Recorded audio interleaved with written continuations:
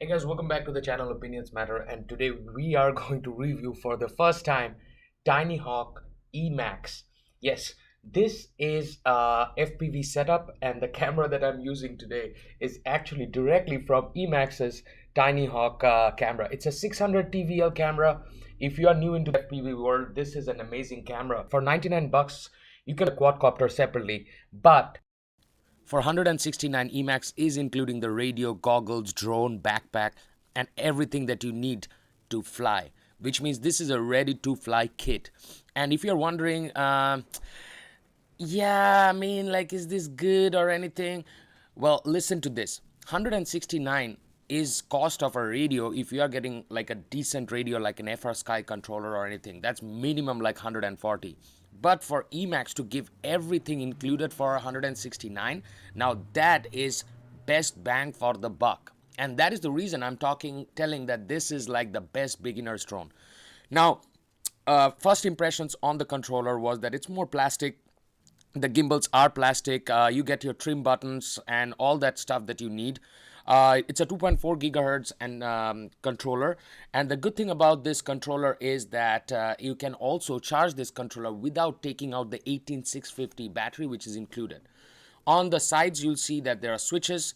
The right ones are for level, horizon, and acro. So the bottom is the level, then is horizon, then is acro.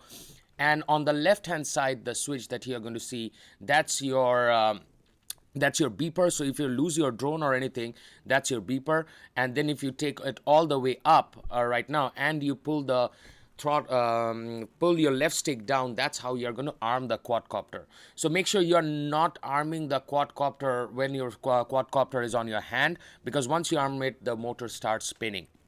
Now let me talk a little bit about this goggles. Okay, so there are a lot of goggles that you will find. Efficint is very popular in the market. They're making very cheap goggles. But the good thing about this goggles is that you can use this in the field or in a club, and you can use this to see other people flying and have an experience. And that is the reason how I got hooked up into an FPV freestyle kind of flight. I was thinking for this for a long time. Now, I've been using a different sort of antenna. That antenna is not included. And if you are wondering, can I change channels or anything? Yeah, obviously you can, because this is like a full blown out goggle. Like you do not have, you are losing out on DVR, which means that you cannot record anything. You can get only an FPV feed. But then again, there are also other options. And as the video progresses, I'm going to show you all those options also. Now, just to be very accurate, this is a 75mm indoor racing drone that flies up to 56 kilometer per hour speed.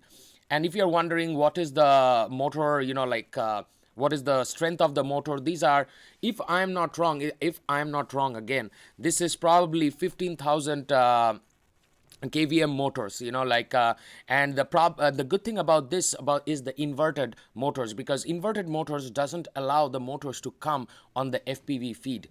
Also, these are compatible with different radios, and if I can focus properly on the corner, you will see there's a white tiny button. You press that button and put it to bind, and you can bind with FR controllers if you are having FR controller in a D8 mode. And which means like controllers like this is a Taranis x-lite, which I've been having for the past few days. I love it. Bought it from a local store and didn't buy it from Amazon or anything, just bought it from a local store. I love it because I do simulations on this, and this whole episode has been made with 37 hours of simulation. Frame is actually broken already, and so I bought some new frames. You need to get a lot of lipos, guys, lot of lipos, because you're going to run out of battery after every 2 minutes. They did include a USB charger. So as you can see right now, I've got my 450 milliamp things charging right now out here. So this is how you can charge like 6 of these together. Now this whole thing is recorded with the help of DVR. It does not have a DVR function, so I just bought this thing, which is a efficint 5.8 receiver, and it works with your Surface, Android, and a Windows tablet and everything. Flight kit, they are going to include a pack of extra props, but if you want more power, I would actually say that pick up one of these 4-blade props. Now why 4-blade props? Because 4-blade props are going to be very common, but you will not get good battery life. Do not try this in the beginning. Try to learn FPV in acro mode at first. Remember this, guys. Don't make that habit of flying in level, because you will not have fun for a long time.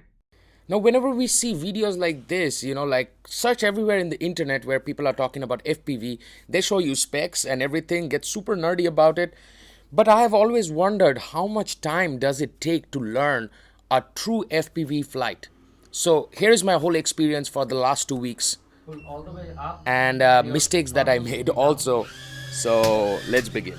This is flying in level. This is level mode. So basically how much throttle you give is how it performs.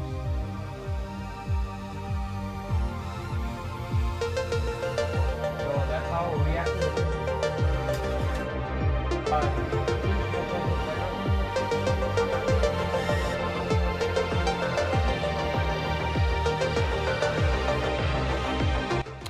Whoa, you're flying it outside, Das? Yeah, I am flying it outside, guys. Why? Because this drone can be amazing outside, and I would highly recommend that have fun outside, just do not be sitting at home, just go outside, have fun.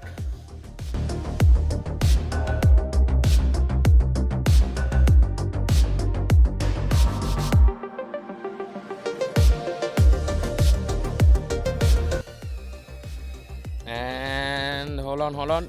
Whoa, there we go. I hope you guys saw that. That was my first flip, and I was like, I feel like a newborn today, because you don't know how satisfying it is that when you're trying to learn FPV and that's your first flip.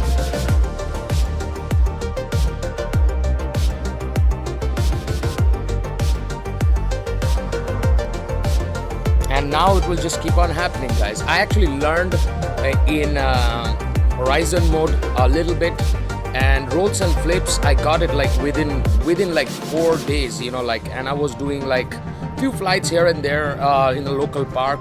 Within 4 days I could fly this quadcopter at high wind. But this is all line of sight, and you have to fly line of sight in the beginning, and this is my FPV after like a whole 1.5 weeks of simulation and everything, double flips, rolls and everything, you name it, I got it. But the thing is that you have to fly line of sight in the beginning, guys. Only then you start flying FPV.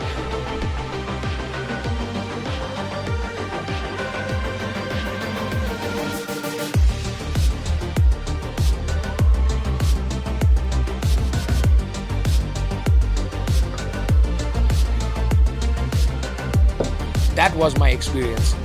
That was my documentary. So hope you guys enjoyed this video. Try to shoot everything with the Tiny Hawk's Emax. Now there are some tips before you jump in and buy this. Remember this, guys. Tip number 1, do order extra frames. Tip number 2 is that try to fly it in acro or horizon. Do not try angle, because angle is too easy. It's stabilized. If you're entering into FPV, horizon or acro is the best mode, but then again you decide what sort of stuff you actually want to do with. So yep, if you like this presentation, if you think that this presentation was honest, a little bit different than a lot of my other presentations, give me a big thumbs up, like, and do press that subscribe button to the left, I think so. Yeah, probably in the left. So take care, see you again.